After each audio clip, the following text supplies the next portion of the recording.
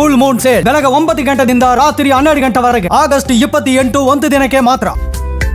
ನೇಪಾಳ ಜಲಪ್ರಳಯದಿಂದಾಗಿ ಭಾರತಕ್ಕೂ ಇದೀಗ ನಡುಕ ಶುರುವಾಗಿದೆ. ಭಾರತದ ಗಂಡಕ್ ನದಿ ನೀರಿನ ಮಟ್ಟ ದಿಢೀರಂತ ಏರಿಕೆಯಾಗಿದ್ದು, ಬಿಹಾರ ಉತ್ತರ ಪ್ರದೇಶದಲ್ಲಿ ಹರಿಯುವಂತ ಗಂಡಕ್ ನದಿ ಪಾತ್ರದಲ್ಲಿ 20 NDRF ತಂಡಗಳ ನಿಯೋಜನೆ ಮಾಡಲಾಗಿದ್ದು, ತ್ರಿಶೂಲಿ ನದಿಯ ಮೂಲಕ ಹರಿಯುವಂತಹ ಗಂಡಕ್ ನದಿ ಇದು. ತ್ರಿಶೂಲಿ ನದಿ ಮೂಲಕ ಭಾರತ ಪ್ರವೇಶಿಸುವಂತಹ ಗಂಡಕ್ ನದಿ ಗಂಡಾಂತರ ಈಗ ಕಾಡ್ತಾ ಇದೆ. ಪಶ್ಚಿಮ ಚಂಪಾರಣ್ ಮತ್ತು ಮುಜಾಫರ್ಪುರ ಜಿಲ್ಲೆಗಳಲ್ಲಿ ಅಲರ್ಟ್ ಆಗ್ತಾ ಇದ್ದು, ನದಿ ತೀರದ ಗ್ರಾಮಸ್ಥರನ್ನ ಸ್ಥಳಾಂತರಕ್ಕೆ ಈಗ ಕ್ರಮಗಳನ್ನು ಕೈಗೊಳ್ಳಲಾಗ್ತಾ ಇದೆ. ಯುಪಿಯ ಕುಶಿನಗರ ಹಾಗೂ ಮಹಾರಾಜ್ಗಂಜ್ ಜಿಲ್ಲೆಯಲ್ಲೂ ಕೂಡ ಹೆಚ್ಚಿನ ಅಲರ್ಟ್ ಘೋಷಿಸಲಾಗಿದೆ. ನೇಪಾಳದಲ್ಲಿ 2ನೇ ಹಂತದ ಪ್ರವಾಹದ ಮುನ್ಸೂಚನೆ ಈಗ ಮತ್ತೆ ಸಿಗ್ತಾ ಇದೆ. ಹಿಮಬಂಡೆ ಕುಸಿತದ ಪರಿಣಾಮವಾಗಿ ಮತ್ತೆ ಪ್ರವಾಹದ ಭೀತಿಯ ಆತಂಕ ಹೆಚ್ಚಾಗಿದೆ.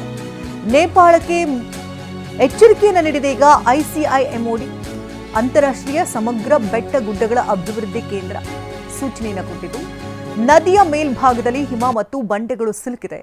ಈ ಅವಶೇಷಗಳು ಸೇರಿಕೊಂಡು ಕೃತಕ ಡ್ಯಾಮ್ ಸೃಷ್ಟಿ ಮಾಡಿಕೊಂಡಿದೆ. ಈ ಕೃತಕ ಅಣೆಕಟ್ಟು ನದಿ ನೀರನ್ನು ತಡೆದು ನಿಲ್ಲಿಸಿದೆ.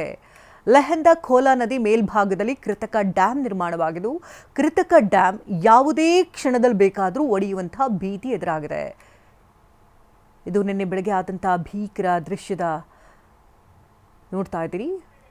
ನೇಪಾಳದ ಹಠಾತ್ ಪ್ರವಾಹ ಯಾವ ರೀತಿ ಸಂಭವಿಸ್ತು ಅನ್ನೋದ್ರ ಬಗ್ಗೆ ಗಮನಿಸ್ತಾ ಇರ್ಬೋದು. ಕೃತಕ ಡ್ಯಾಮ್ ಧ್ವಂಸವಾಯಿತು. ಈಗ ಮತ್ತೊಂದು ಕೃತಕ ಡ್ಯಾಮ್ ಕೂಡ ಈಗ ನಿರ್ಮಾಣ ಆಗಿರೋದನ್ನಾಗಿ ಲೆಹೆಂದಾ ಖೋಲಾ ನದಿ ಮೇಲ್ಭಾಗದಲ್ಲಿ ಈಗ ಕೃತಕ ಡ್ಯಾಮ್ ಸೃಷ್ಟಿಯಾಗಿದೆ. ಆ ಡ್ಯಾಮ್ ಯಾವ ಕ್ಷಣದಲ್ಲಿ ಬೇಕಾದರೂ ಸೀಳಿ ಬರಬಹುದು. ಹಾಗಾಗಿ ಮತ್ತೊಮ್ಮೆ ಅಲ್ಲಿ ಪ್ರವಾಹ ಸೃಷ್ಟಿಯಾಗುವಂಥ ಆತಂಕ ಕೂಡ ಹೆಚ್ಚಾಗ್ತಾ ಇದೆ. ಬೋತೆ ಖುಷಿ ಹಾಗೆ ತ್ರಿಶೂಲಿ ನದಿ ಪಾತ್ರದಲ್ಲಿ ಹೆಚ್ಚಿನ ಹೈ ಅಲರ್ಟ್ ಘೋಷಿಸಲಾಗಿದೆ.